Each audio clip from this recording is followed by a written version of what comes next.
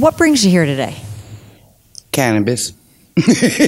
Recreational marijuana use is legal in Michigan, but you can't come into a place like this yet unless you have a medical card.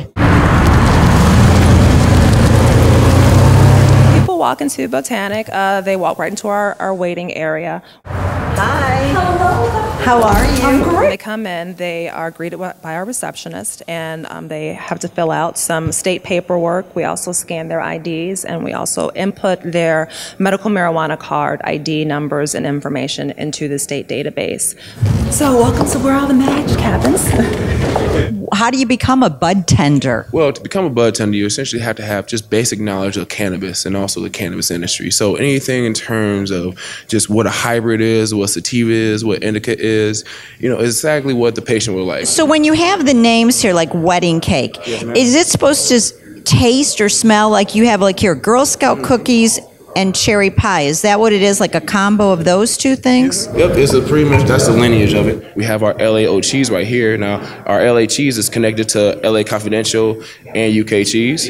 The LA Confidential bring the person down, heal them up in pain. Usually whenever the first time patients come up, yeah, we always show them our menu. So this is your first time coming in here? It is, yes. What do you think? I love it. It's very beautiful. It's very convenient. A lot of product, a lot of knowledge. Everybody was real nice when I came in and walked in. What do you take it for, and what have you noticed?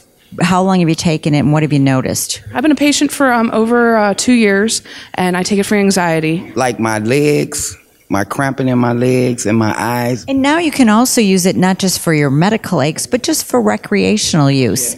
It's basically for relaxation, just to get away and musa time. Combination of them all helps a lot. What kind of a difference have you I noticed? also use the creams as well. I don't just use the cannabis. It just physically helps remove the skin and helps the muscles in my hand. Right here we have our body rub. So think of it like a Bengay or Tiger Balm, but we have ones with CBD and THC. We have some with just, I think this one just has, THC and CBD. This is our most extreme one right here, our extreme CBD rub. I think it has like 700. $90 for a gram of that. Can you tell me what it is? So our live resin from NOG. Let me show you. Right here, that's how it looks. And how much does that cost? It's right here, it's 89, $90, yep. But yeah, it's by NLG, it's our straw, it's 1 gram. Harvest the plant down fresh and They then make freeze these it 24 hours and then process it from that point. So you get all of the like fresh terpenes and cannabinoids from the plant. So it's way higher concentration, flavor, purity, and everything. Let's say I buy a gummy bear. Do I eat the whole gummy bear? Do I eat half? How do you know? Well, you're going to have to do a little bit of experimentation. People are advised to go low, start low and go slow. So I always tell people to start with a 5 to 10 milligram dose of any type of edible, be it a gummy, a chocolate, a hard candy, and give yourself 2 hours before you can realize or feel the effects. It may take as long as 2 hours to actually feel something. Technically, you can overdose on cannabis, but it's not a fatal overdose. An overdose on cannabis is called mostly an overconsumption. You become very uncomfortable. It's much more likely for you to overconsume on an edible, because if you were to vaporize or to just smoke cannabis after 1 or 2 puffs, you know how high you are. Most people, especially first timers, when they take an edible, for example, they may not feel something for 2 hours. And so they'll say, well, it's not working. And so they'll just take more and more and more. And then all of a sudden it's going to hit, and then it'll take effect. And then it'll last maybe up to 12 to 16 hours. So, and that the effects are unpleasant to say the least. There are some ways to lessen that, believe it or not. Sugar and lemons. So I tell people to drink lemonade, but sugared lemonade. You need the sugar and the lemon, because the lemon counteracts a terpene that's prevalent in cannabis. So you're glad this passed and this is a new way of life in Michigan? But I'm glad medical passed. As far as the other way, for everybody, I'm not for sure. But the medical way, because it's a purpose for everything. You know, you can have a toothache, you can come in here. Like my mom, I'm trying to get her to get a medical card because she had a slip disc, but she's afraid of pills. They got drips that she can put behind her tongue, you know, and she won't be high. She'll just be her pain muscle just relax more. You know what I mean? What are you getting here today? What are you purchasing?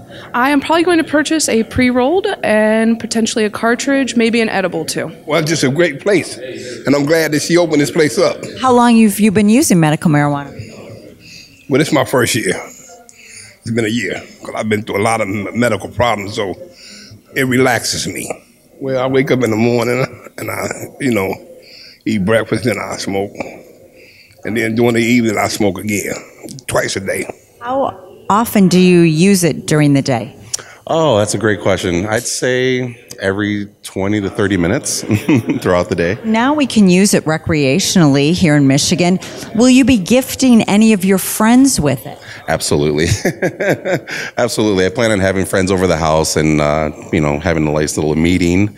50% of women report using cannabis for anxiety, but anxiety is not a qualifying condition in Michigan. So now people on their own can see if these types of products can help them with their ailments. Marijuana helps me get out of that cycle and then make my thoughts realign and slow my brain activity down so then I can focus on better things and then move forward rather than being stuck in the panic attack state.